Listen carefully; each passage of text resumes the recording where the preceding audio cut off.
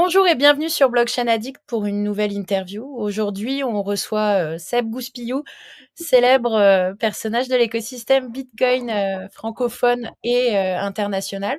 Tu es à la fois cofondateur de BBGS, on y reviendra, tu nous expliqueras ce que c'est. Tu es un acteur important du mining Bitcoin. Tu fais également des conférences, tu es speaker régulièrement par exemple à Surfing Bitcoin, etc. Et donc, on est ravis de te recevoir sur notre chaîne. Pour commencer et pour mettre les pieds dans le plat, on va te demander premièrement de te présenter et de nous expliquer comment tu en es venu à Bitcoin. Haha. Je réactive le son. Bonjour à tous. Je suis Sébastien Gouspillou, donc je suis le fondateur de BigBlock. BigBlock, c'est plusieurs entreprises aujourd'hui. Comment j'ai commencé? Je suis tombé dans le terrier du lapin. Avant de me mettre dans le mining, je suis devenu bitcoiner, ce qui n'est pas toujours le cas. Il y a pas mal de gros mineurs qui sont d'anciens financiers, qui ont commencé à comprendre Bitcoin et après avoir démarré le mining. Nous, moi, j'ai fait la démarche d'apprendre Bitcoin, de travailler dessus 2 ans, de 2015 à 2017, et on a créé l'entreprise début 2017. Oui, alors j'ai d'ailleurs, lorsque j'ai dit tu étais cofondateur de BBGS, en effet, BBGS, si je ne dis pas de bêtises, c'est une des sociétés de BigBlock. Est-ce que tu peux nous expliquer un petit peu ce qu'est BigBlock? Ouais, alors au départ, on a créé une entreprise qui s'appelait BigBlock Data Center, qui existe toujours, hein, mais qu'on a aujourd'hui spécialisée dans la vente du hardware, du matériel. Et on a créé BBGS en 2020 en s'associant avec une autre entreprise minière française qui s'appelle toujours Gwensas. Et donc, c'est une entreprise qu'on a créée quand on a ouvert la ferme des Virunga. On s'est associé donc avec un confrère pour être plus costaud pour répondre à cette demande. Et donc, voilà, BBGS continue à gérer cette ferme au Virunga. Je ne sais pas si Antoine, tu veux prendre Non, le non. parole. Et si. Et est-ce que tu peux nous expliquer un petit peu, du coup, quel est votre corps de métier et concrètement, qu'est-ce que vous vendez ou services que vous vendez? En fait, on fait tout ce qui touche au mining. Donc, on est capable de vendre des ASIC en tant que broker pour des clients du monde entier. Ça, c'est une activité Big Block. C'est une activité annexe, mais qui m'occupe quand même un petit peu. Et puis surtout, notre job, c'est d'être en capacité de monter des fermes clés en main. Donc, ou pour des clients, ou pour des clients industriels, ou pour des électriciens. C'est le cas avec Virunga, par exemple. Virunga, c'est Virunga Énergie avec qui on travaille. Et donc, eux, c'est un électricien. Donc, ils nous ont fait appel pour créer le mining chez eux. Donc, on est capable de vendre la ferme complètement clé en main. On est capable de vendre des ASIC, des conteneurs. Voilà, on offre des solutions minières. Tu Et étais donc, tu étais oui. l'un des premiers à penser à faire une ferme dans des conteneurs. J'ai l'impression, mais peut-être que tu t'es inspiré de d'autres confrères, mais tu fais partie des premiers qui ont eu cette idée d'avoir en tout cas une ferme qui peut facilement être transportée. Je pense pas qu'on ait été du tout les premiers, mais vraiment, c'est une solution qui a commencé à apparaître en 2017, hein, le travail en conteneur. Nous, on s'est spécialisé là-dessus parce que c'est une très bonne solution. Donc avant, on les construisait nous-mêmes sur site en général, c'est-à-dire qu'on récupérait des conteneurs perdus, notamment au Virunga, en Afrique. Hein, c'était très compliqué de transporter des conteneurs finis, donc on les a construits sur site. Maintenant, on les achète chez un fabricant chinois à qui on a donné notre cahier des charges, qui s'est vraiment adapté à nos besoins. Et donc, on a un conteneur qui est très spécifique et qui nous arrive pratiquement fini, voilà. Et Plié, fini. c'est quoi les avantages en fait de mettre ça dans un conteneur? Juste par rapport au transport ou où ça s'imbrique bien, c'est facile à surveiller, tu vois, c'est quoi les inconvénients et les avantages? Ça a tous les avantages, c'est-à-dire qu'effectivement, tu peux bouger ta ferme si jamais il n'y a plus de surplus, par exemple, hein, parce que notre propos, c'est de travailler sur des surplus électriques. Et notre propos, c'est qu'il n'y ait pas des surplus électriques ad vitam aeternam sur une centrale. C'est toujours un échec. Donc, il faut qu'on puisse être en capacité de déplacer la ferme. Donc, c'est toujours plus facile de partir avec ses conteneurs qu'avec des murs en béton. Donc, on peut envisager de récupérer effectivement une partie du CAPEX. Donc ça a cette souplesse-là, et puis surtout c'est hyper bien adapté à un conteneur. C'est un rectangle tout en longueur, donc pour gérer une rangée de machines. Je parle pour du mining à air, hein, à refroidissement par air. La solution est parfaite parce que ouais, il y a juste ce qu'il faut comme espace devant, derrière. C'est quoi la Et surface d'un conteneur? C'est 10 mètres? C'est 15 mètres? Enfin, c'est quoi en longueur et en largeur? oh bah, c'est un 40 pieds traditionnel, hein, le conteneur. Je pourrais pas te dire la longueur là. Je sais qu'on en met plusieurs bout à bout, euh, selon la taille de la ferme qui est prévue. Là, au Congo, la dernière ferme qu'on a montée, les conteneurs font 50 mètres de long. Donc Ah, quand même. Ah ouais, oui. c'est 7 conteneurs mis bout à bout. Et on en a 4 rangées comme ça. Ouais. Ah, Donc on a 200 mètres de mining. Voilà. Et par rapport à, tu vois, comment ça s'appelle, la maintenance par rapport aux machines, parce que tu n'es pas forcément dans tous les conteneurs, ça marche comment la maintenance et comment vous vous en occupez? Bah, on a des techniciens sur site toujours, hein, donc c'est des techniciens spécialisés qu'on recrute, qu'on forme en permanence. C'est un training permanent. Et souvent, ils sont obligés de progresser beaucoup en anglais parce que les trainings se font avec des Chinois, donc c'est en langue anglaise. Et puis, nous, on a accès de nos bureaux à tout ce qui se passe. Donc, on a une maintenance à distance. Et puis, donc, quand on constate des machines en panne, Ah, t'as mis ton micro en mute, Seb. et Tu donc, venais de te mettre. pardon, j'ai Non. glissé mon doigt, ouais.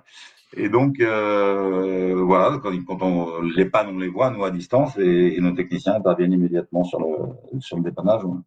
Et sur la question Internet, il y a toujours Internet dans les zones comme ça reculées ou c'est un critère avant que tu regardes pour avoir quand même une connexion qui soit assez stable?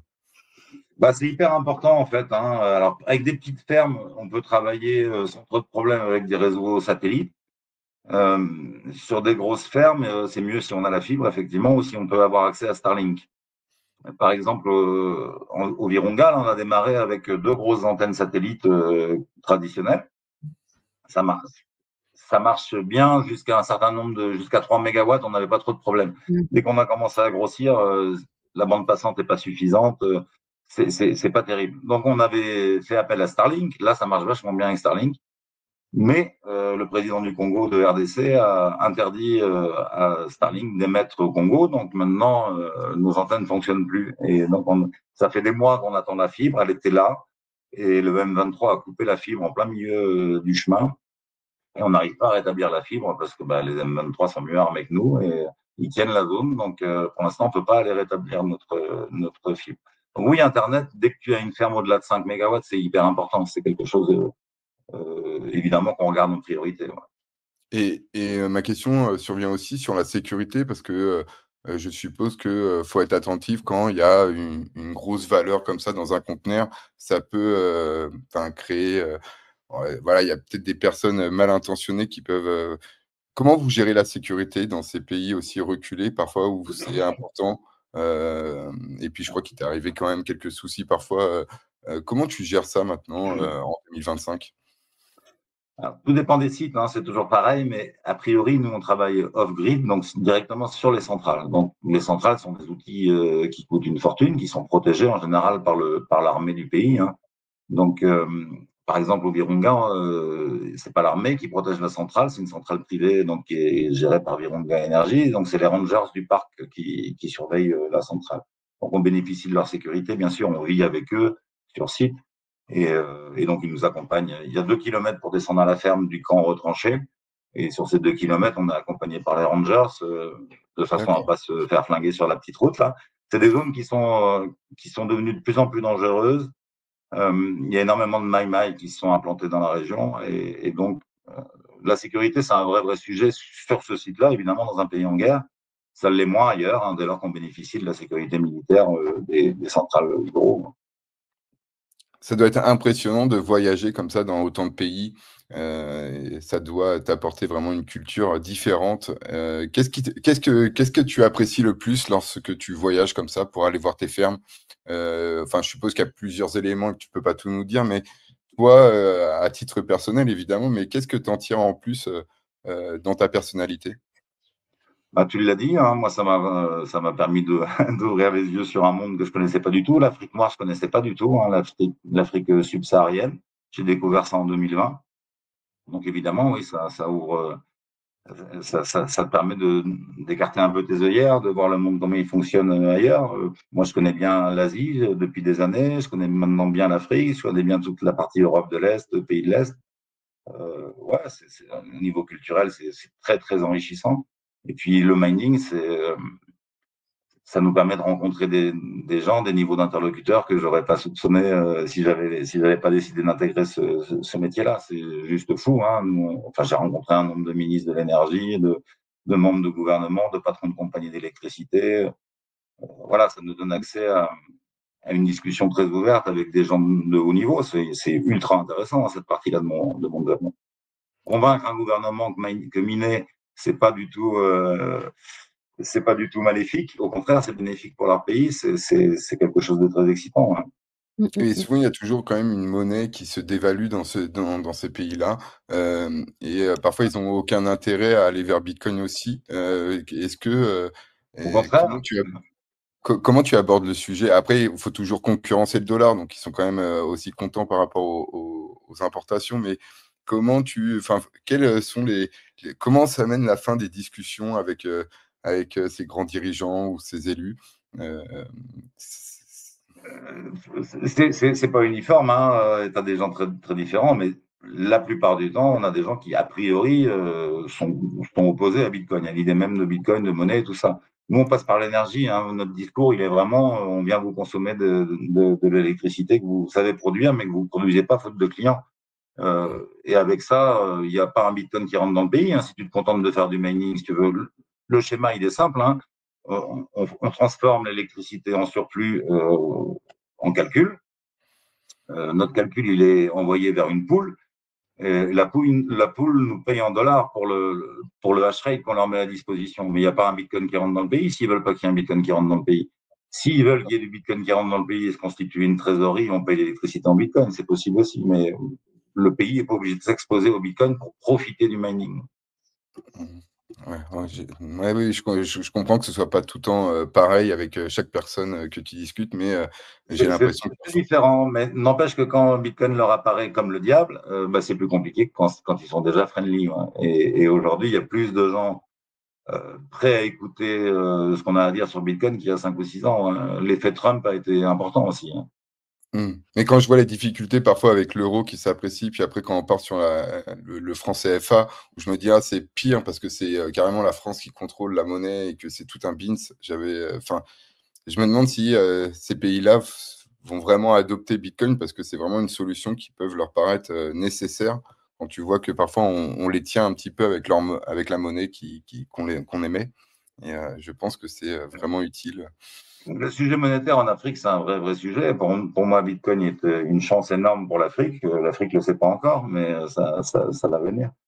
Voilà. Mais en tout cas, nous, on essaye de mettre de côté tout le discours monétaire pour vraiment rester sur un discours énergétique et voilà, nous, on est là pour acheter un gaspillage, pour éviter ce gaspillage d'électricité dans les pays. Et du coup, ça n'a plus grand-chose à voir avec la politique, la réflexion d'un futur étalon monétaire mondial et tout ça, ça passe au second plan. Après, quand on a une intimité avec les dirigeants en question, euh, il peut arriver qu'on dévie et qu'on parle Bitcoin et qu'on leur mette les pilules oranges, mais on peut très bien ne pas en être venu là et avoir commencé à miner, hein. Mais à Oman, par exemple, tu vois, nous on a ouvert Oman comme pays minier en 2022, je crois. C'est des discussions qui sont hyper intéressantes. On a commencé à miner, la Banque centrale venait d'interdire le Bitcoin dans le pays. Oh là Et, là. et c'est le ministre des Transports et de l'IT qui est venu inaugurer la ferme. Donc, si tu veux, il y avait quelque chose d'assez dingue, hein, à 3 semaines près. Tu as la Banque centrale qui annonce partout dans la presse mondiale que le Bitcoin est interdit à Oman, et Oman ouvre une ferme inaugurée par le numéro 2 du gouvernement. Et donc, je lui ai dit ça. Je lui ai dit, nous, on n'était pas très fiers d'envoyer les conteneurs quand on a vu que le Bitcoin est interdit dans le pays. Il me dit, comment ça, le Bitcoin est interdit dans le pays?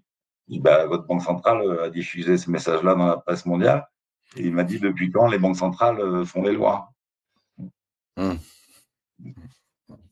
Et donc voilà, Oman, c'est le sultan qui fait la loi. Et le sultan, il a trouvé que c'était une bonne idée de bouffer le flergas avec du mining. Et voilà. On a fait la 15 minutes. Il y a énormément de choses que tu as dites où j'aimerais que Antoine avance sur les questions de la communauté avant qu'on les spoil au fil de la discussion. D'accord. Que ce soit les enjeux politiques, que ce soit les fermes minières en Afrique. Il y a énormément de questions autour de ce sujet. Alors, je sais que, voilà, je te laisse après, Antoine. Je sais pas dans quel ordre Elles tu sont souhaites dans les l'ordre. elles sont dans l'ordre. Non, mais on va dire comme ça, il peut répondre en une ou deux phrases, peut-être à ceux on les a Oui. mis sur un doc. Je sais pas si tu les vois, Seb, mais la première, c'était: quelles sont les perspectives du minage de Bitcoin dans les années à venir, sachant qu'il ne reste qu'environ 1 million de BTC à miner? Tu sais, moi, quand j'ai commencé en 2017, il y avait déjà plus de 3 millions de BTC à miner. Hein, donc, on a l'habitude d'arriver après la bagarre. Hein. On nous a dit quand on a créé la boîte en 2017, c'est trop tard, le mining, c'est fini et tout ça. Bon, ça marche toujours pareil. Hein. Euh, donc, le Juste pour mining, terminer. pour moi, Mm. l'évolution du mining, c'est une évolution qui va devenir de plus en plus utile. C'est-à-dire que le mining va vraiment être utilisé uniquement là où il bouffe des surplus, là où il amène une économie circulaire, où on peut réutiliser sa chaleur. Enfin, il y a énormément de choses à faire. Hein. Ouais. Si on arrive à faire un gros pôle mini en France, par exemple, pour moi, il est absolument indispensable qu'on arrive à vendre la chaleur, à recycler cette chaleur. Puis peut-être que On le a un dernier pôle. vaudra 1 million, donc ce sera peut-être, faudra y aller pour essayer de l'avoir, tu vois? Enfin, Bien sûr, bien sûr. Pour moi, le dernier vaudra plus qu'1 million. Hein. Là, on est après 2100. 2140, ouais, donc ça vaudra bien plus que ça. Enfin, c'est le pari qu'on fait depuis des années, hein, que le Bitcoin vaudra suffisamment cher pour que les pouillèmes de Bitcoin qu'on arrive à miner nous permettent d'arriver à la rentabilité, que les fees finissent par être un revenu suffisant. Voilà, on va voir comment ça va évoluer. Mais la deuxième question permet d'ouvrir justement sur l'avenir du mining, parce que la question est pertinente là. Si les États se mettent à miner à grande voilà, je vais échelle, la lire si tu veux. C'est: penses-tu que l'avenir du minage par des entreprises est viable si les États se mettent à miner à grande échelle avec de l'électricité gratuite? C'est intéressant. ouais, là on est vraiment, on touche à la question qu'on se pose nous sur l'avenir du mining. Ça fait des années que je dis que tous les électriciens deviendront mineurs. Donc pour moi, là la question est très pertinente. Je suis convaincu que c'est aux électriciens de devenir mineurs, de se servir de cet outil pour leur régulation. Mais ça ne veut pas dire qu'elles sont obligées d'internaliser les ressources. Donc pour moi, les entreprises de mining comme nous, qui apportons le conseil, qui servent de tampon entre une entreprise comme EDF et le gros marché du mining, ça a beaucoup de sens. C'est pas parce qu'EDF va se mettre à miner ou tous les électriciens du monde vont se mettre à miner qu'ils vont le faire tout seuls et qu'ils vont internaliser le savoir-faire. Il y a beaucoup, on a essuyé beaucoup de plâtre. On a une expérience. Faut pas croire que le mining, tout le monde peut s'y mettre. Donc, évidemment, hein, qu'un électricien peut se lancer dans le mining tout seul sans entreprise spécialisée, mais il prend les risques de galérer pendant des années avant de comprendre comment il faut faire. Ouais. Mm.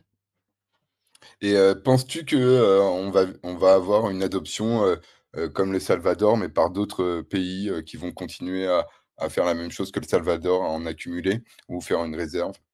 Alors, il y a deux choses différentes. Le Salvador, ça reste monnaie légale, hein, malgré tout ce qu'on peut lire, même si la Bitcoin Lei était un peu revue par le FMI. Oui, alors que d'autres pays déclarent Bitcoin monnaie légale, j'y crois pas à courte échéance. Et puis surtout, j'en vois pas trop l'intérêt. J'ai déjà expliqué, pour moi, c'était très important qu'un pays comme le Salvador le fasse, parce que ça permet de dire que c'est la monnaie d'un pays, et donc que c'est une monnaie.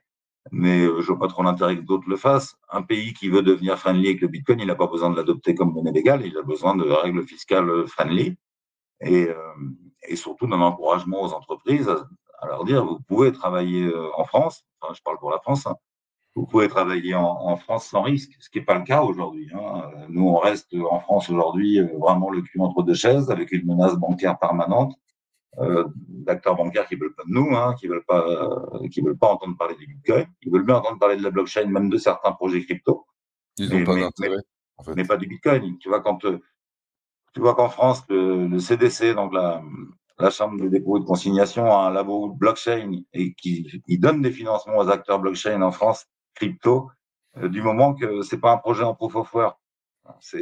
On en est là. Donc vraiment, la France est pas friendly avec le Bitcoin, avec la proof of work. Et voilà, pour un État, tu peux devenir très friendly avec le Bitcoin et offrir de la sécurité aux Bitcoiners. Et c'est tout ce qu'on demande. On ne demande rien d'autre de la part d'un État. Donc oui, d'autres États, en revanche, vont commencer à faire du mining, vont s'en servir pour faire de la trésorerie en Bitcoin. Oui, pour moi, c'est incontournable. Et puis peut-être que d'autres vont se mettre à en acheter, à faire des réserves, comme là, on a vu un État des États-Unis, je ne sais plus lequel, le Missouri, je crois. Je ne sais plus lequel qui a décidé de faire une réserve en Bitcoin. C'est pas Nouveau-Mexique? Non, c'est peut-être Missouri, je sais pas, tu me mets le doute. Je ne sais plus, peut-être le Nouveau-Mexique. Alors je crois qu'il y a Du encore Nouveau-Mexique ou un truc comme ça. Je crois que le Sénat n'a pas encore voté, hein, il manque une signature, mais ça, c'est des choses qu'on va voir se développer, bien sûr. On regardera, on vous mettra, on précisera qui se trompe. Voilà, mais bon, l'avenir de mining pour les États, enfin du Bitcoin pour les États, ouais, moi, ça fait des années qu'on est convaincu que Bitcoin s'imposera comme étalon monétaire et que je dirais que quelque chose qui est constant sur Bitcoin, c'est que c'est un plan B et qu'il y a besoin d'un plan B quand le plan A va pas. Et une constante est toujours là, c'est que le plan A va de plus en plus mal, quoi. Donc, il n'y a pas de raison que Bitcoin ne serve à rien. Bitcoin ne servira à rien si le système fiat fonctionnait bien. Eh ben, on y vient sur cette question. Penses-tu que la blockchain puisse apporter d'autres innovations et cas d'usage au-delà de Bitcoin? Moi, non. Moi, non, à part la tokenisation, hein, enfin, il y a des applications. Ethereum nous sert à avoir l'USDT, donc je ne suis pas maxi au point de dire qu'on peut se passer de tout le reste. Aujourd'hui, Ethereum nous est pratiquement indispensable dans l'écosystème. On est bien obligé de le reconnaître. Mais pour moi, la blockchain a un intérêt monétaire, oui, essentiellement pour Bitcoin. Pour le reste, toutes les applications blockchain dont on entend parler depuis 2015, il n'y a rien qui s'est avéré cohérent, si tu veux. Donc, est-ce qu'il y a déjà eu, je jette un pavé dans la mare, est-ce qu'il y a déjà eu une appli, une dApps, un projet qui vraiment où tu t'étais dit c'est cool, que tu apprécies ou jamais? Moi, Sans non, forcément. je reste convaincu que pour de la tokenisation, ça a du sens. Comme tu disais, oui. Pardon, il faut que je raccroche. Donc oui, pour moi, la tokenisation, oui, je pense que c'est quelque chose qui va se développer énormément et que ça peut avoir des intérêts dans certains domaines, mais tous les trucs dont on a parlé, les notaires, le cadastre, l'assurance, tout ça, j'y ai jamais cru une seconde. Intéressant. On va continuer dans les questions, donc on passe sur des aspects un peu plus techniques.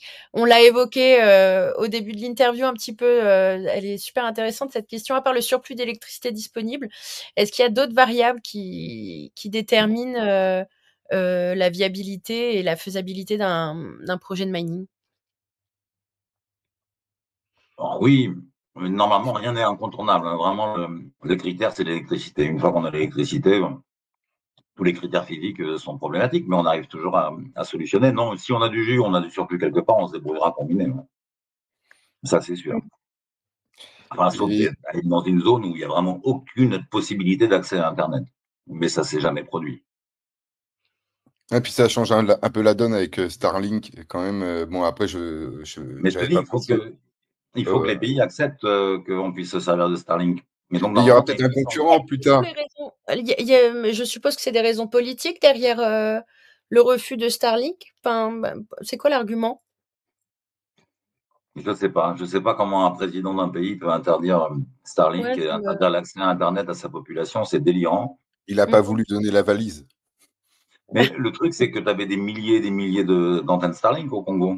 Mais à Goma, il y en a partout. Et aujourd'hui, ça marche plus. Donc, les gens de Rwanda viennent acheter leurs antennes Starlink à Goma pour 50 euros. Je ne sais pas pourquoi c'est fait. Bon, bah, parce que ça rapporte rien aussi, je pense. Hein. Donc, c'est si vous voulez distribuer Starlink au Congo, ok, mais qu'est-ce que ça rapporte Qu'est-ce que ça rapporte? Voilà. Et ça rapporte rien a priori au gouvernement. Et les gouvernements sont tous, enfin, les services gouvernementaux sont équipés d'Internet, du coup? Enfin, comment ils font? Ils se servent d'un Internet qui bug toutes les 10 minutes ou? Je te dis, tu as Internet avec des solutions satellitaires. Ouais. Ouais. Et alors on va enchaîner sur les questions. Est-ce qu'il existe une utilité possible pour les ASIC obsolètes? Est-ce que tu en fais quelque chose, toi, avec, avec ton travail? Ben, là, c'est intéressant de voir que dans l'étude de Cambridge qui vient de sortir, là, il parle du nombre de machines recyclées et il est énorme. Je crois qu'il parle de 75% des machines qu'ils ont trouvées qui étaient des machines qui avaient déjà une deuxième vie, tu vois, qui étaient en cours de deuxième vie. Nous, à titre d'exemple, hein, tu vois, j'ai rendez-vous cet après-midi avec la direction du parc des Virunga. J'étais en train de faire le bilan des machines ce matin. Là. Les plus vieilles machines qui tournent encore là-bas ont 8 ans, quoi. 2017. C'est énorme, hein. Pour de l'informatique, tu vois, enfin, nos téléphones ou enfin, des appareils ménagers tombent souvent obsolètes avant 7 ans. Bien sûr, et donc ce qui est fou, c'est que non seulement c'est exceptionnel, mais surtout c'est des machines qui tournent 24/24. Hein. En Donc plus, tout à fait, ouais, c'est ça. Que tu arrêtes jamais. 24/24, tous les jours de l'année, tu arrives à les faire travailler 7-8 ans. Donc on a de la chance, il n'y a pas d'obsolescence programmée dans ces machines-là. Donc ces machines sont réputées obsolètes parce qu'elles peuvent plus travailler, plus te rapporter d'argent si tu payes ton kilowattheure, mais si tu ne le payes pas, Même les ça reste imprimantes pour obsolète. imprimer du Fiat, à mon avis, résistent moins que 7 ans. Tu vois? Ah bah, c'est clair, c'est clair. Ouais. Mais on a encore plus de 1000 machines, plus de 1000 S9 qui tournent au Virunga, si tu veux. Donc c'est des machines qui sont les plus vieilles sont de début 2017 et les plus vieilles de 2019. Ouais, donc c'est des bécanes qui ont de la bouteille. Ouais. Du Donc coup, ça c'est fait partie des filières pour, les moyens de recyclage, efficaces pour ces équipements-là. Tu peux toujours, en fait, les utiliser et il y a toujours un endroit dans le monde où on peut les mettre. bah, tu vois bien très souvent ne pas produire de l'électricité, c'est au-delà du fait que c'est un manque à gagner, c'est un problème, c'est une problématique technique souvent.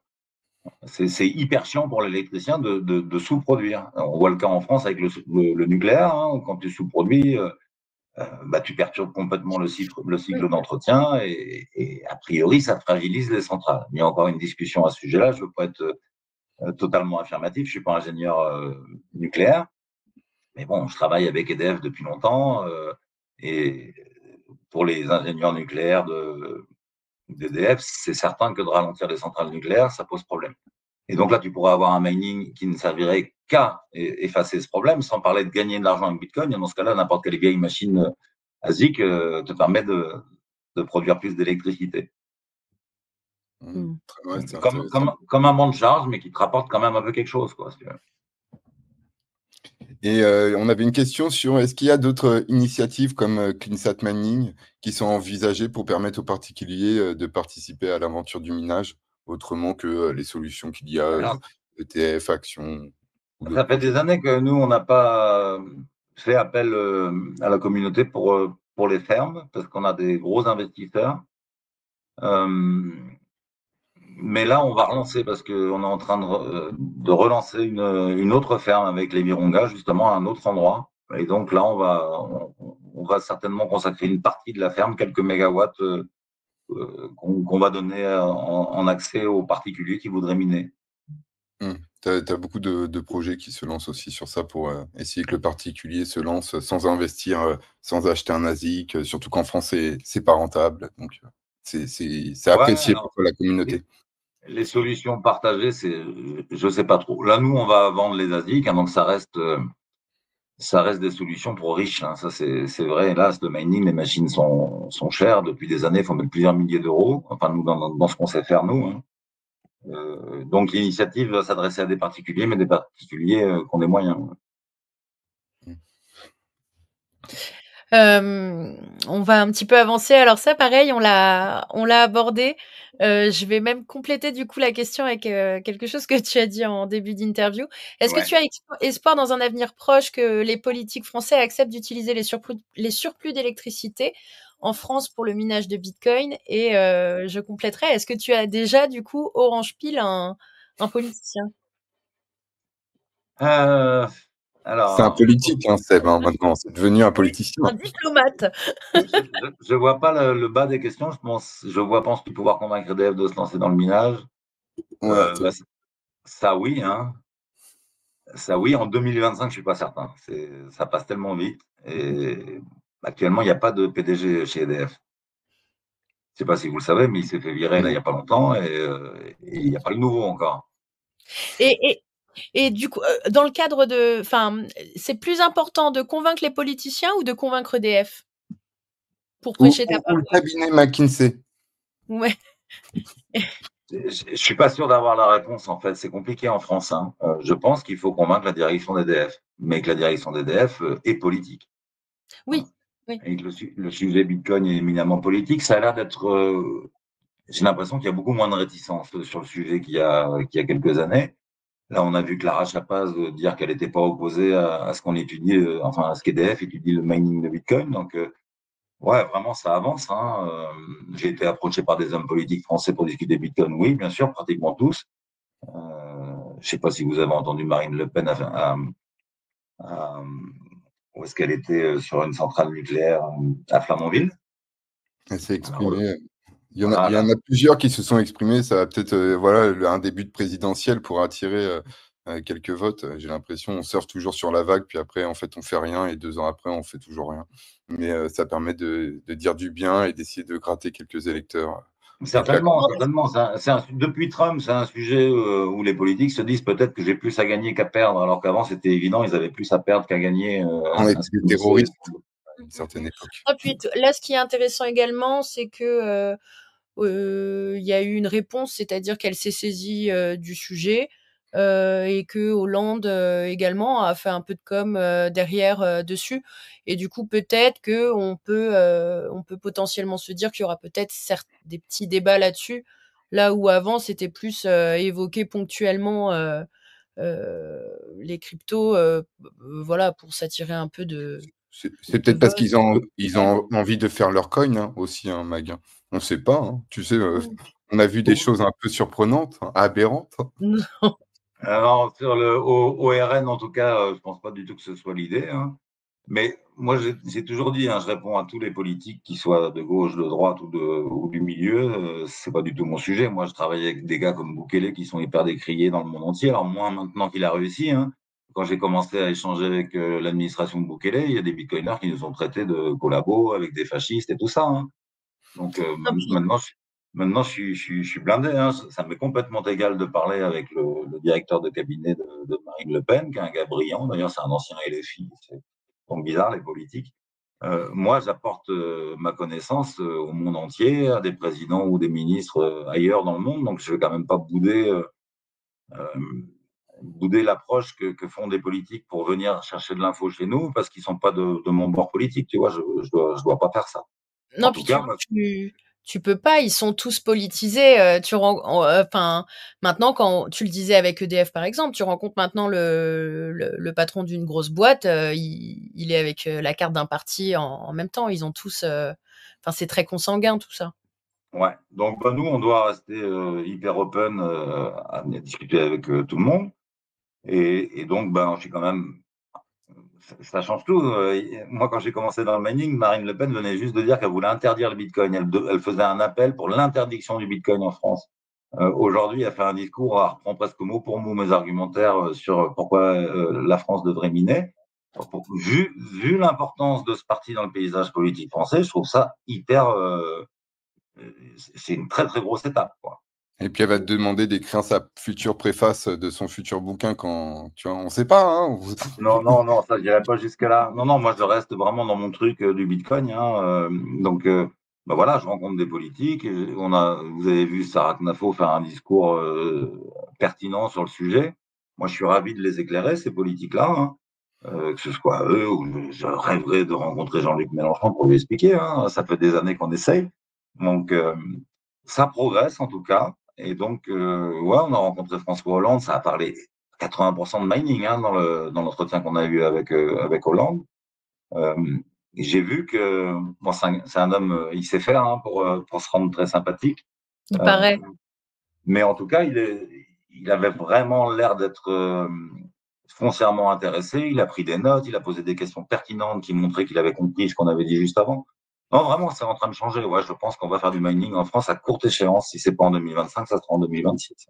J'avais discuté avec Laure de la Raudière, Jean-Michel Miss, il y a quelque temps, et donc ça remonte, hein. Mm. Mais quand je leur avais posé la question de pourquoi ils en parlaient pas ou tu vois, publiquement sur des grosses antennes, en fait, ils se sont rendus compte que, critiquer la monnaie fiat et parler, en positif de Bitcoin leur faisait perdre des électeurs et n'en faisait pas gagner à cette époque-là et ils avaient aucun intérêt parce qu'eux, c'était de se faire, réélire par la suite et après tu le perçois un peu mieux de pourquoi ils ne peuvent pas, parce qu'en fait, ils sont perdants, au final, parce que les autres médias vont pas forcément relayer correctement aussi ce qu'il va dire et j'ai l'impression que c'est en train de changer, mais c'est petit à petit, hein, parce que c'est et il commence à y avoir une adoption aussi, des cryptos, donc et à mieux comprendre, le sujet et le besoin, donc peut-être que, les mentalités évoluent.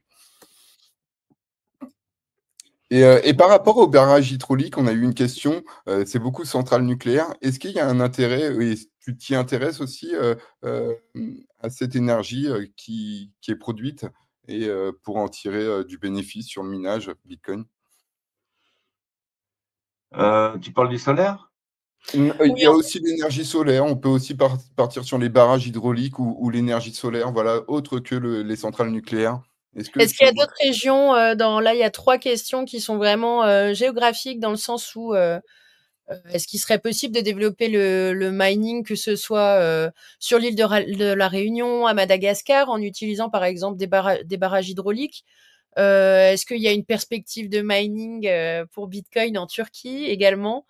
Ils veulent te faire voyager, la commu. Et est-ce que tu pourrais également envisager, par exemple, de monter des usines de mining au sud-est du Sénégal, qui est une zone extrêmement pauvre et aride, nous dit Angelo Licaon. Alors, il y a plusieurs régions que je connais Voilà. pas, mais c'est assez facile, hein. Pour la Turquie, par exemple, j'ai jamais étudié ce pays. Euh, il suffit de regarder la carte électrique pour se faire une idée assez rapide, hein. C'est le premier truc que je fais quand j'ouvre énergie en Turquie sur Wikipédia, c'est de tomber sur un gros barrage, le barrage de Karakaya. Donc, en fait, il faut regarder quelle est l'électricité du pays. Et si tu as beaucoup d'hydro, tu peux être pratiquement sûr que tu as des surplus. Donc, ça vaut le coup d'aller voir dans un pays comme la Turquie, oui, je pense. À Madagascar, il y aurait de quoi faire du mining. J'ai déjà étudié ça.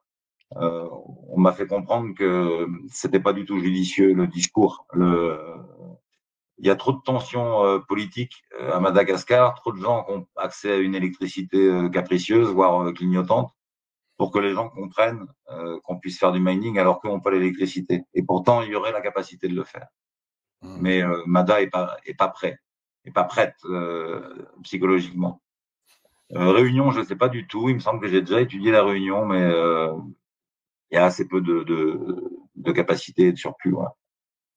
Faut bien comprendre, il y a des pays où le mining n'a aucun intérêt, hein. Par exemple, au Salvador, qui est un pays où ça serait top, parce que les Non, autorités sont friendly, il n'y a pas de surplus, très peu de surplus. ils ont assez d'or, hein, c'est bon, hein. Ils ont de l'or en plus. Mais si tu veux, là, ils viennent d'ouvrir un gros barrage il y a 18 mois là, que Bukele a inauguré ce barrage qui est en construction depuis 20 ans. Ils ont fini par réussir à le terminer. Et aussitôt, ils ont réussi à absorber toute l'électricité produite du barrage. Donc ça, on est sur un pays où l'électricité est bien gérée. C'est un petit pays avec un bon réseau. Le bon réseau était antérieur à Bukele, hein, ça lui est pas entièrement dû. En tout cas, voilà, l'électricité est bien gérée. Il n'y a pas énormément de différentiel entre l'offre et la demande. Et ils achètent très peu d'électricité à l'étranger. Il n'y a pas un gros mining tout de suite disponible. Mmh. Et donc, il y a plein de pays où ça vaut pas le coup, quoi, hein. Il y a des pays comme le Kosovo, par exemple, où le mining est interdit. C'est cohérent qu'il soit interdit parce qu'ils ne produisent pas d'électricité, ils l'achètent à l'étranger, ils la subventionnent pour que la population pauvre puisse y avoir accès. Et donc, c'est pas pour que les mineurs viennent se servir de cette électricité sociale Bah oui. subventionnée. Mmh mh. Ouais, parce que Voilà. je sais plus, tu expliquais dans une interview, je ne sais plus vraiment laquelle, mais dans le fonctionnement, c'est on construit d'abord la centrale nucléaire, on construit d'abord le barrage, puis après, en fait, on installe le réseau et on le déploie jusqu'à la ville. Et en fait, ça se fait plutôt dans cette étape-là. Donc, tu es obligé au départ de, on va dire, gâcher, entre guillemets, mais de produire plus d'électricité que tu vas pas vendre ou pas exploiter. Et c'est vrai que pour Dans que les gens ne le savent pas dans- forcément, ça. dans l'idéal, on essaye de faire coller la future offre aux futurs besoins. C'est pas toujours ultra simple, mais parfois, ton barrage, comme là, je te le disais au Salvador, il colle pile poil avec la demande une fois qu'il est construit. Là, actuellement, c'est le cas au Sénégal. Il y a un tout au Sénégal, qu'est-ce que je te raconte? Euh, Au Cameroun. Au Cameroun, tu as une nouvelle centrale hydroélectrique qui vient d'ouvrir, là, il y a quelques mois. C'est une centrale gérée par EDF. Actuellement, elle arrive à distribuer sur le réseau l'intégralité de sa production. Donc, il n'y a pas systématiquement des surplus, il y a des exceptions. Mais dans la plupart des cas, oui, tu as des surplus qui peuvent être considérables et puis qui peuvent être structurels sur des décennies, quoi. OK. On avait une question sur est-ce que tu embauches ou tu recrutes, des stagiaires, est-ce que tu as un besoin, en ce moment? Et si oui, où est-ce qu'ils peuvent te contacter? Heu, Non, alors on est débordé de demandes de stage et on arrive à avoir un stagiaire en permanence, mais guère plus, quoi, hein. Si c'est le fils Et, de François Hollande ou de Marine, Le Pen, c'est bon? ah, Thomas Hollande, Ou Mélenchon? il est plus en âge de faire un stage chez nous. Euh, non, non, non. A priori, on n'a pas de place pour des stagiaires là, à courte échéance. Et puis, bah, systématiquement. Enfin là, par exemple, mon fils a fait plusieurs stages chez Big Block. Faut vouloir l'envoyer dans des pays un peu spéciaux, hein. Ouais. Donc, Ouais, donc mais c'est c'est pas quand même une chance, c'est une chance et plus tard, enfin, faut de voyager comme ça, c'est vraiment une chance, faut le prendre comme ça, bien avec sûr. du recul, 10 ans après, 20 ans après, ça fera que des bons souvenirs, et je pense qu'il voudra parfois même y retourner pour revoir. Voyager, c'est un luxe, hein. Ouais, mais disons que moi, je peux pas faire prendre de risque à un jeune stagiaire d'aller dans les pays dans lesquels on travaille. Nous, il y a trop de, Mmh voilà, mh. il y a trop d'éléments qui font que ça peut paraître risqué. C'est une responsabilité qui est trop lourde, hein. On fait au On a moins ça retenu avec les c'est On a retenu, c'était la dernière question de la communauté. Alors, c'est vrai ouais. qu'il y a une centralisation des poules. Déjà, quel est ton avis sur ça? Et pourquoi, et qu'est-ce que tu penses de ce graphique-là, qui sont les principales poules de Bitcoin? C'est toujours le même graphique depuis que j'ai commencé, moi, hein. C'est juste le nom des acteurs qui change, mais là, les proportions sont à peu près les mêmes qu'en 2016. Euh, il faut bien comprendre que alors ça, c'est les poules, hein, c'est pas des mineurs, les Oui, mais Orange, vous les êtes obligé de vous raccorder à une poule. Nastasia a déjà dit, là, elle te dit que le mining de Bitcoin est ultra centralisé parce qu'elle voit ce schéma. C'est parce que faut penser que le mining est centralisé en lisant ce schéma. Faut ne rien comprendre à ce que c'est que la proof of work sur Bitcoin. Ce sont des poules. Là, tu as via BTC qui pourra avoir totalement disparu en 6 mois, par exemple, et qui sera plus sur le camembert. Mais tu en auras un autre qui sera peut-être de Spider Pool, qui aura d'un coup 25% du hash rate mondial parce qu'ils ont un service qui est meilleur marché à un moment ou à un autre. Bien comprendre qu'on peut se déconnecter. Il n'y a pas de contrat avec les poules. Si moi, je décide de mettre toute une ferme sur une poule, par exemple, et que le lendemain, je décide de la mettre sur Foundry, j'ai demandé à personne. Voilà. Et comment J'envoie se fait le j'envoie mon choix de hashtag ce... où je veux à tout moment. Il n'y a pas de contrat, il n'y a pas de délai pour sortir, ni rien du tout.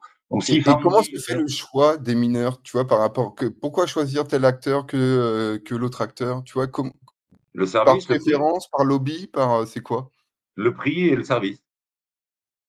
OK, il y a vraiment des différences énormes entre ces acteurs-là? La preuve en est, tu as des acteurs qui deviennent gigantesques pendant des périodes qui vont durer 1 an, 2 ans, 3 ans et d'autres moins. C'est juste parce que à un moment donné, l'offre est plus intéressante. Donc nous, on va aller plutôt là où les fees sont les moins chers. Et puis plus le gars devient gros, plus il commence à augmenter ses fees. Donc ça tourne en permanence. C'est pour ça que ce camembert est très très mobile et que les acteurs sont jamais les mêmes, même si là depuis un moment, Onpool et Foundry dominent, oui, très largement depuis au moins 18 mois. Mais ça se trouve dans 5 ans, ces deux acteurs-là auront disparu. C'est tout à Et fait ils gagnent possible. beaucoup d'argent? C'est des acteurs qui gagnent raisonnablement, ou c'est vraiment des sommes colossales qu'à la fin, ces poules génèrent? Tu vois, ces entreprises-là gagnent en revenus? C'est colossal. C'est D'accord. colossal, ouais. C'est C'est comme les... colossal et elles ont très peu de frais, en fait. Tu vois, c'est des petites boîtes souvent, hein. Mmh, Donc, OK. non, être en capacité de faire une poule, c'est assez génial. Alors, c'est pour ça que tu as des boîtes comme Foundry ou OnePool qui sont eux-mêmes des gros mineurs. Donc, ils ont déjà une base de hash rate qui leur permet d'aller chercher leurs confrères mineurs pour les réunir dans la poule. Mais tu peux tout à fait envisager de créer une poule énorme sans être mineur, hein.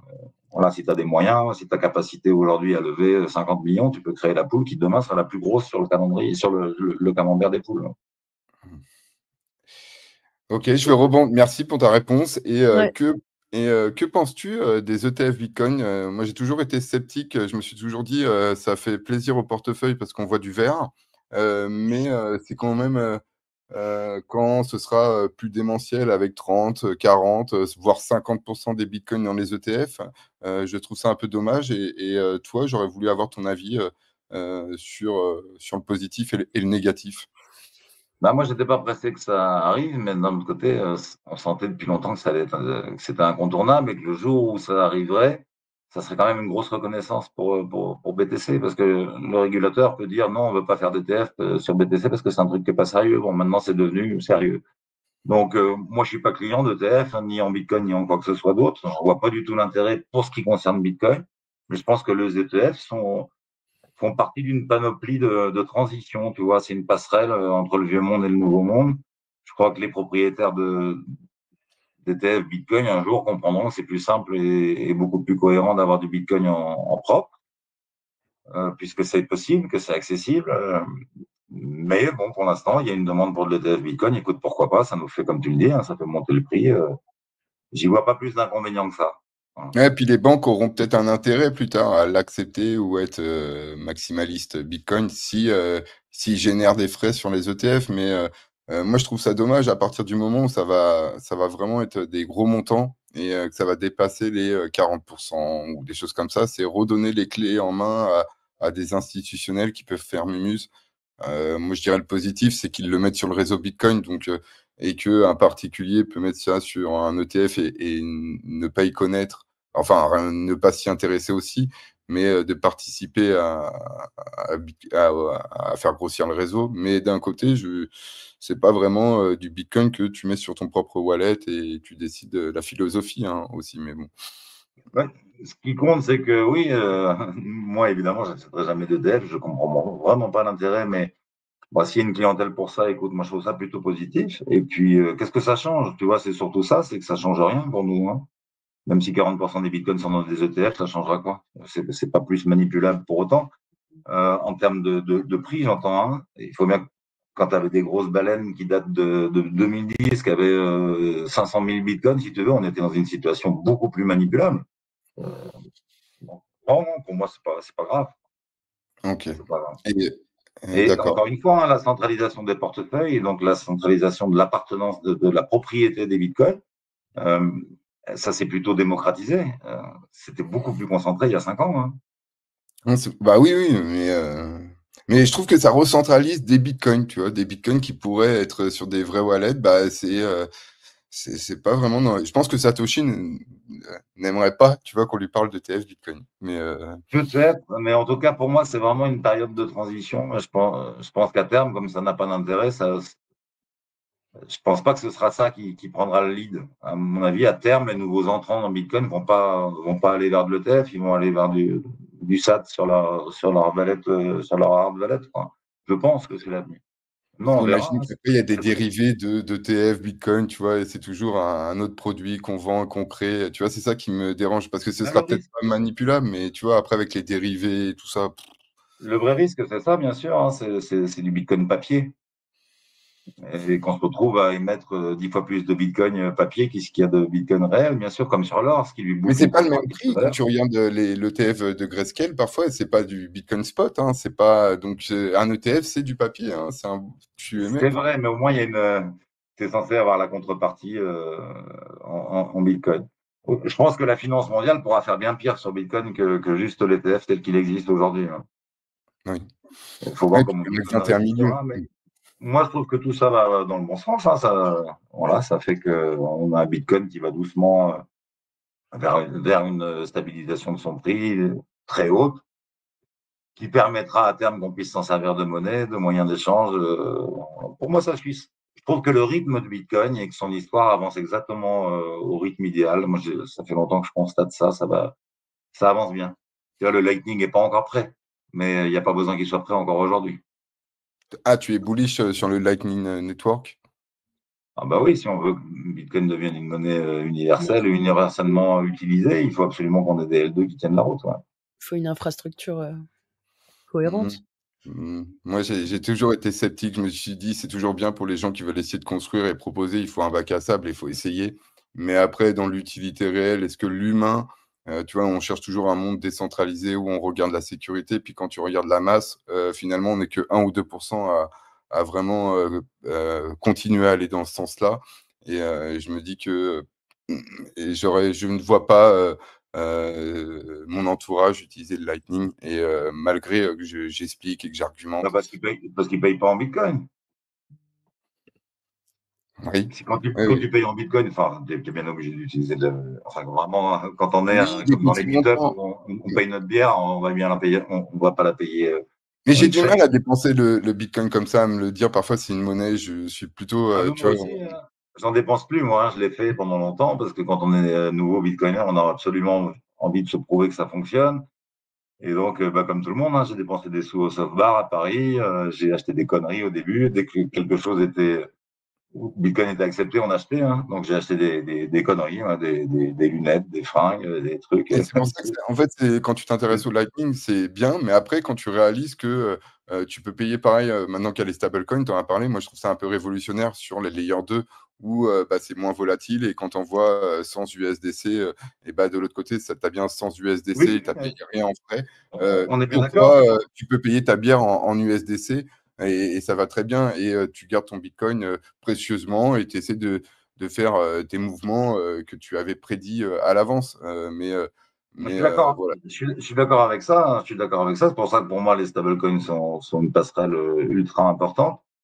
Et ce que je veux te dire, c'est que effectivement, aujourd'hui, le Lightning n'a pas énormément d'intérêt parce qu'il faut vouloir dépenser ses bitcoins quand tu sais qu'ils s'apprécient énormément. Mais que cette technologie se prépare pour un avenir où Bitcoin serait la monnaie principale du monde, je trouve ça cohérent. Et puis, il y a d'autres possibilités en Mmh. layer 2 que le Lightning.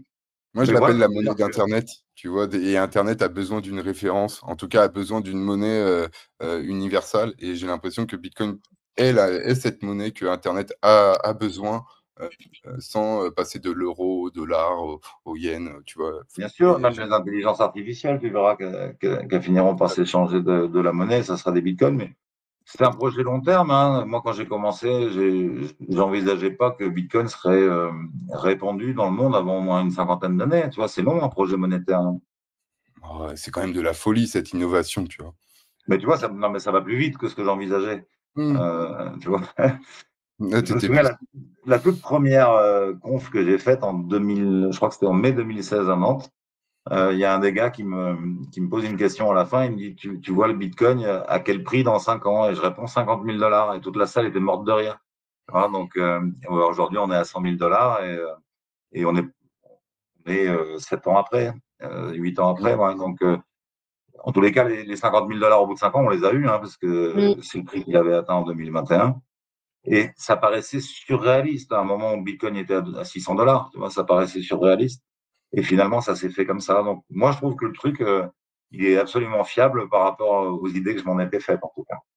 Ouais, puis quand tu regardes la période covid, c'est vrai qu'il y a eu une grosse descente et qu'il est redescendu à des prix, c'était vrai, quand tu compares là, on est le 2 mai, il est à 96 000, je crois il était à 3 000 ou 6 000 $ pendant le covid, tu vois? Enfin, c'est des choses où tu te dis, c'était bas au final, c'était pas un prix, com On est enfin, plutôt 6 000 que 3 000. Hein. Je crois que 3 000, on ouais, n'est pas c'était tombé à 6 trois 000, mille mais il a depuis. quand même bien chuté, pendant 2-3 jours, Je crois que le 3 000, c'était ouais, dans l'année 2020, on a eu des 3 000. Hein. Mais ouais. pas C'était depuis. bas finalement, c'était pas cher du tout au final.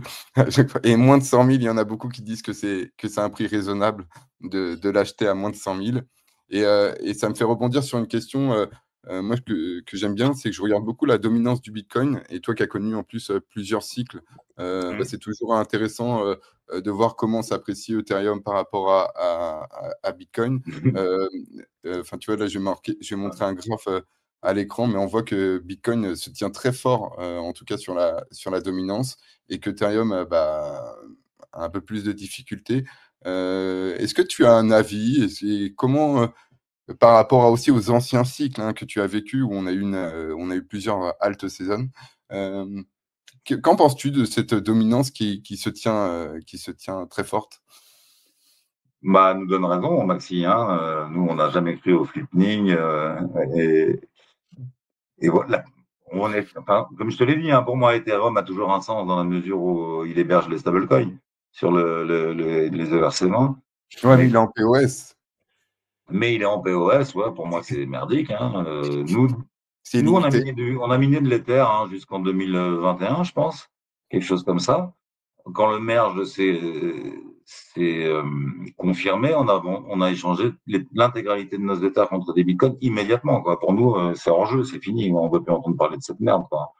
C'est catastrophique. Et surtout le discours de Vitalik Buterin, ça je lui en voudrais toute ma vie, hein, ce discours qui consistait à dire on va sauver la planète en arrêtant la proof of work sur Bitcoin, c'est catastrophique. Mhm. Il ne pouvait pas faire plus de mal au réseau Bitcoin, aux mineurs, à tout notre travail sur site que de donner des arguments aux anti-Bitcoin. Quoi. Et même le patron d'Ethereum dit que Bitcoin c'est de la merde, que ça consomme de l'énergie, que ça va bouffer toute l'énergie de la planète et tout. C'est catastrophique. Hein. Le Vitalik, il a quand même dit en interview je ne veux pas être responsable du réchauffement climatique, donc je passe en proof of stake. Quoi. Mais est-ce que c'est pas un subterfuge et en fait une pression qu'il a eue, je sais pas, de la SEC ou de quelqu'un d'autre, mais en lui disant si Non, tu restes non, plus il fort s'est fait que. enfumer, il s'est fait Il a enfumer par piégé. le promoteur des proof of stake, et voilà, il a pris cet argument de manière tout à fait sincère, en pensant que c'était un danger, le mining était un danger pour la planète. Ce qui veut dire qu'il connaît absolument rien à ce qu'il fait, quoi. Toute la partie énergétique, il est passé complètement à côté, le petit génie. Hein. Donc, il peut bouffer ses crottes de nez et tout ça, mais nous, on n'en veut plus de ce shitcoin en proof of stake, quoi, bien sûr. Hein. Mais Ce tous qu'il a les fait, autres layer 2 qu'il a sont fait, c'est basés sur. lamentable. C'est vraiment lamentable à tous les niveaux. Non seulement il fait un gros bras d'honneur à Bitcoin en disant c'est de la merde, ça va bouffer toute l'électricité de la planète, il faut qu'on arrête absolument ce scandale et tout, on passe sur le proof of stake. Et en plus, il a niqué tous les mineurs d'Ethereum, des mecs qui venaient d'investir dans des ASIC et tout ça. Enfin, on peut pas faire confiance à des gens comme ça, quoi. Mais tous les layers 2 se basent sur la sécurité d'Ethereum et sans Ethereum, bah, il y a pas de layer 2 Ouais, là, tu pourrais pas, envoyer, je sais pas, de l'USDC, je suis sur d'accord. Starknet entre adresses ou sur Optimism, Arbitrum ou d'autres écosystèmes et ils se basent tous sur la sécurité d'Ethereum et est-ce que c'est eux qui payent du coup les Ethereum pour faire vivre la chaîne? Tu vois? Je me pose toujours des questions, par rapport Et à ça, ça, j'en sais rien, justement, je sais pas du tout. Mais, enfin, je sais pas exactement. Mais en tout cas, pour nous, oui, Ethereum sera remplacé par une autre blockchain en proof of work, quoi, parce que c'est merdique, parce qu'ils vont finir par pallier leurs difficultés en imprimant des jetons, comme d'habitude, et on réalisera que c'est un scam global. Hein. Tiens, je viens d'avoir à l'instant Benoît du JDC qui Mm. vient de. J'ai une question. Il me demande comment se passe son expatriation au Salvador. Eh ben, elle est retardée, figure-toi, parce que c'est vraiment des problèmes matériels. Euh, on trouve pas de maison. On n'a pas trouvé de maison, à tel point qu'on a fini par décider d'acheter un terrain, de faire construire la maison, mais on n'a toujours pas trouvé le terrain. Donc maintenant, le projet, c'est février 2026, parce que en revanche, j'avais acheté un appartement à Elzonte, neuf, donc lui, il sera fini en février 2026. Donc du coup, bah, ça vaut plus le coup maintenant pour Tu si peux peu de pas, temps de faire construire, ou ils ont même de pas louer, on trouve des rien à jeunettes dans louer. les prisons? Pardon? Tu peux pas être dans la petite maison des gardiens de la prison Non. Non, non, mais on cherchait, tu vois, moi, je bouge la famille, donc ma famille ne veut pas venir vivre dans des conditions moins bonnes au Salvador que ce qu'on a en France. Ouais. Ouais, Donc, pour ok. l'instant, c'est un peu repoussé pour ces problèmes-là. On n'a pas trouvé notre immobilier. Ah ouais, OK et par exemple, là, il y a eu quelques c'est ma dernière question, après c'est Magali qui posera la toute dernière, mais moi, ma toute dernière question, c'était, par rapport à la sécurité aussi, c'est important. Il y a eu, quelques affaires en début d'année, en France. Est-ce que, Mm. tu as pris des mesures enfin, ne nous dévoile pas tes secrets, mais est-ce que, ça t'a fait revoir ta sécurité aussi en France? Et comment as-tu enfin, si tu avais entendu, l'affaire David Ballan aussi, et comment tu as perçu ça? Ah bah, ma femme, surtout, a vu l'affaire David Ballan. Ouais. Donc, c'est problématique dans nos familles, pour tous. Hein. Oui. On a tous eu droit à ça. T'as vu, tu te montres sur les podcasts, à la télé, tout ça, tu es en danger. En l'occurrence, David, c'était le moins visible de l'écosystème. Hein, personne ne le connaissait. Donc, comment faire pour pallier? Je peux pas devenir inconnu. De toute façon, même un gars comme David qui était très discret, ils l'ont identifié. Bon, moi, a priori, je sais me défendre, hein, ça fait longtemps que j'ai des normes de sécurité. Aussi, je manipule jamais les bitcoins, jamais depuis qu'on a créé l'entreprise. Hein. Moi, je n'y touche pas, je ne fais jamais de paiement en bitcoin. J'ai pas de portefeuille de wallet dans mon portable. Les bitcoins auxquels j'ai accès, c'est ceux de BitBlock. Enfin, j'ai accès. D'ailleurs, j'y ai pas accès. Je sais même pas comment y avoir accès. Donc, moi, je me suis toujours, euh, pour me mettre moins en danger, j'ai toujours communiqué sur le fait que moi, j'avais pas de Bitcoin, que je savais pas m'en servir, que je m'en servais pas. Et c'est vrai que c'est pas moi jamais qui fait les paiements dans l'entreprise. J'ai jamais manipulé. Et ça, c'est super important de décentraliser ça. Idem, moi, que ce soit, enfin, que ce sur sur tous les projets, que ce soit sur des médias ou sur un projet où je suis. J'ai pas, sur le téléphone, par exemple, je pense que j'ai aucun compte Twitter professionnel. Enfin voilà, je fais bien attention à ne pas avoir tout. Comme ça, si je me fais, enfin si j'ai un problème, et ben ils iront pas bien loin. Ils auront un accès qu'à Facebook ou un accès, mais ils auront pas tout. Voilà, et c'est très important. Voilà, pareil sur vos ordinateurs, etc. De bien faire attention à votre hygiène numérique. Désolée pour la petite minute prévention. Après, dans un cas comme celui de David Ballon, le pauvre, il pouvait Même pas ça, rien hein. faire.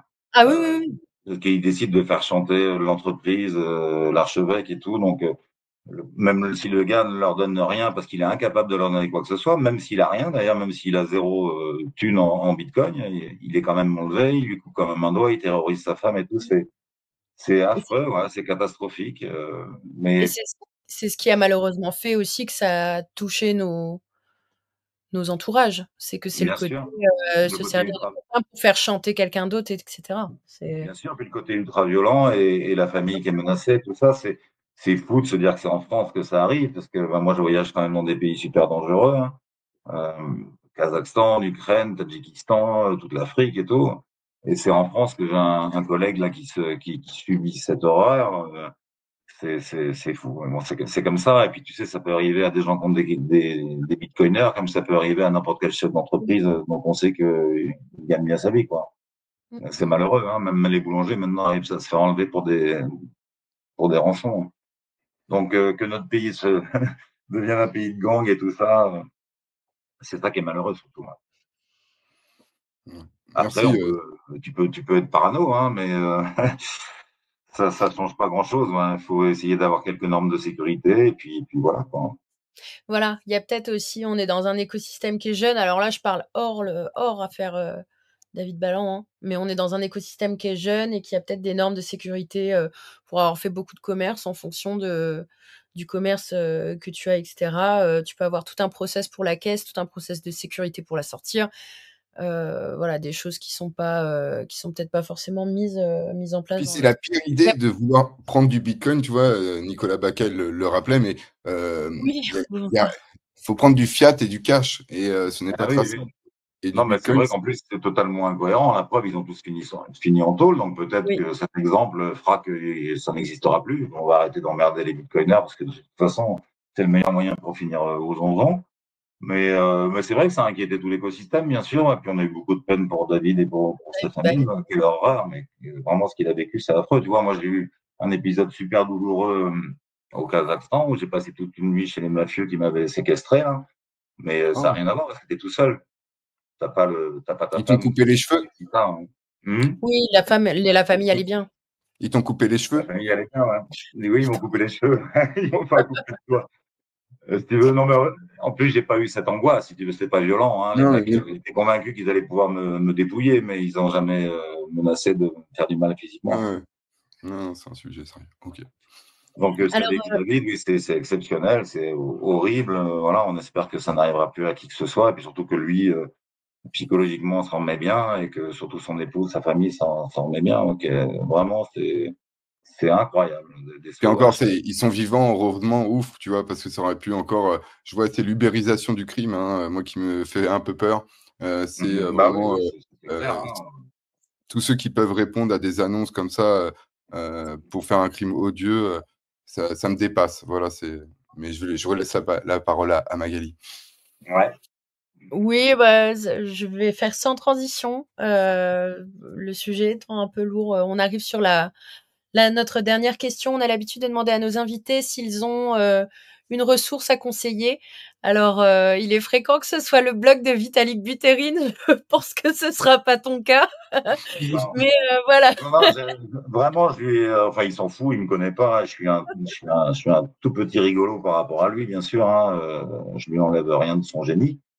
Mais vraiment, l'attaque en règle qu'il a faite contre la proof of work et contre la réputation de Bitcoin et tout ça, c'est inacceptable. Ouais, ça, c'est sûr. Oui, parce que c'est un argument d'autorité, Vitalik. Donc c'est vrai que, regardez, il a dit que Vitalik a dit, donc Bien sûr, il tout le faut monde penser. s'est approprié, Dufresne se l'a approprié, la Luc, Adjadji, tout le monde s'est servi de Vitalik pour bien nous démontrer que Bitcoin était sale. Donc, ouais, non.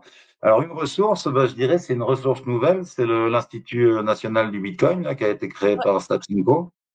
C'est une très belle ressource. Voilà. Il y a Ouais, je crois qu'il super. participe à peu Oui. près qui veut. Hein. Moi, je suis en train de préparer un article pour le publier avec l'INDI. Donc, ouais, je conseille ça. Oui, et d'ailleurs, moi au travail, je trouve que ça devient une source même, votre compte Twitter, je le trouve vraiment cool et je le conseille également. Il y a des vraies enquêtes, de vrais avis, des vrais éditos également. C'est assez intéressant et j'apprécie beaucoup le côté choral, c'est-à-dire qu'il y a beaucoup Ouais. d'acteurs de l'écosystème qui participent et c'est assez cool à voir de l'extérieur en tant que lecteur, quoi. Ouais, c'est Voilà. une bonne initiative. Donc, moi, je suis ravi de participer quand Alex le souhaite. Hein. Mais en tout cas, c'est structuré. Ouais, donc, je conseille ça. Euh, Ok. voilà, ça, c'est une ressource qui est nouvelle, donc qui n'est pas connue encore. Ouais. Hein. On s'en fait un peu la promotion, hein, Il et y a qui un est bouquin? efficace. Hein. Il Le y a travail pas un d'Alex. bouquin que tu conseilles aussi? Pardon? Et il n'y a pas un bouquin pour ceux qui souhaiteraient acheter un livre pour s'instruire? Alors, si, bien sûr, justement, le dernier bouquin de Stat, c'est de Jean-Yves Galli, il me semble que c'est son nom. Je le connais pas personnellement, je l'ai jamais rencontré physiquement. Alors, Ouais, je l'ai sous la main. et, et Alex m'a dit qu'il m'avait envoyé le livre, mais je l'ai jamais reçu, donc je l'ai pas lu. Mais je le conseille. Pourquoi? Parce que Jacques Favier l'a lu. Et il a fait une note dans son blog de lecture, et il dit que si aujourd'hui l'idée d'envoyer un livre sur Bitcoin à l'Assemblée nationale était reprise, c'est ce livre-là qu'il faudra envoyer. Donc, de la part de l'auteur de Bitcoin, monnaie acéphale, euh, ça veut dire que le livre doit être vachement bien. Voilà. C'est Bon, pour ça que je me permets de le conseiller. on l'a reçu à la maison j'ai commencé à le lire et c'est vrai qu'il est pas mal. Merci Seb, en tout cas d'avoir accepté de répondre Merci à beaucoup, nos ouais. questions et on invite les personnes à s'abonner et à liker la vidéo si ça leur a plu. Merci encore Seb. C'était un Salut. plaisir. Au revoir.